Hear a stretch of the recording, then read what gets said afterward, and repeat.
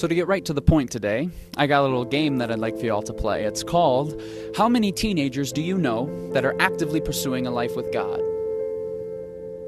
For most of us, that game doesn't last very long. Like a banging on a gong, the preachers say, "What's wrong with kids today?" And the song goes on and on and on.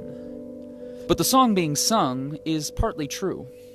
We're surrounded by a generation who, for the most part, would rather smoke a joint than sit in a pew. And to be honest, I'm really tired of placing all the blame on them, so I'm here to suggest that perhaps part of the problem, church, is you. Please hear me out.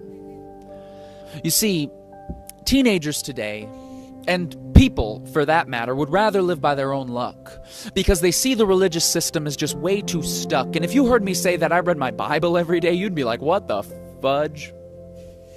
Doesn't that mean you're quick to judge, never budge, and just a plain old schmuck?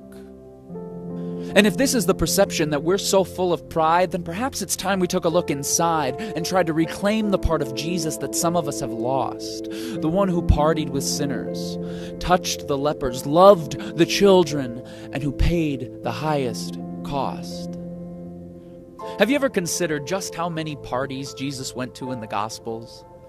If someone wanted to throw a party today, church, I'm not sure that they would hire us. People don't want to gather around Jesus anymore. They gather around Lady Gaga and Miley Cyrus. And I'm not here to bash secular music either. I'm tired of that. And plus, I like some of those songs. I'm here to suggest, church, that we also might be in the wrong. Please hear me out. You see, it's clear in the lives of the next generation, the church rarely plays a part. And maybe that's because some of the messages in TV and film and radio are a little bit more from the heart. The church shouldn't be this billboard of propaganda, a list of shoulds and should nots. It should be a living, breathing art piece where people see us and they say, I want what they've got. When did the movement of Jesus lose its authenticity and require its members to climb to some spiritual peak? Because if only the strong survive, then how come his power is perfect when we're weak? Now please hear me. I know some churches do this right, and I'm not trying to start a fight. I'm here to suggest that we might just be as blind as those to whom we're trying to give sight. We as the church need to wisen up because the next generation is rising up and they're finding their prize in the things of this world because in their eyes, we haven't given them a better option. Running away from the church like a toxin because some of us are locked into a system of judgment and dismay. Hate you if you're struggling, different, or gay. Why would anyone want to stay when they're just viewed as a project on which we can project a list of rules? And the more we try and protect the children in this way, the more we reject what God is trying to project through them. And that is his project of authentic love. Please hear me out. You've made it this far.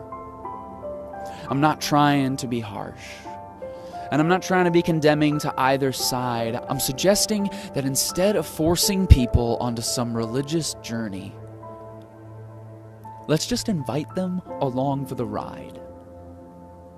Let's look to share before we look to teach, and maybe let's put a little more care into what we preach. Let us make faith in Jesus a little more attractive. And by that, I'm not talking about hip or cool. I'm talking about interactive. Because you can never underestimate the power of someone who truly cares and who dares to be the one person who will listen when no one else will. This is the kind of love that I believe Jesus was talking about. That authentic love that spurs us to a life that people can't help but be attracted to. Church, let us begin to live in that love. And let us stop blaming the younger generation for every problem in the world and instead come alongside them and invite them on an adventure that Jesus said would bring even greater things yet to come. This is authentic love.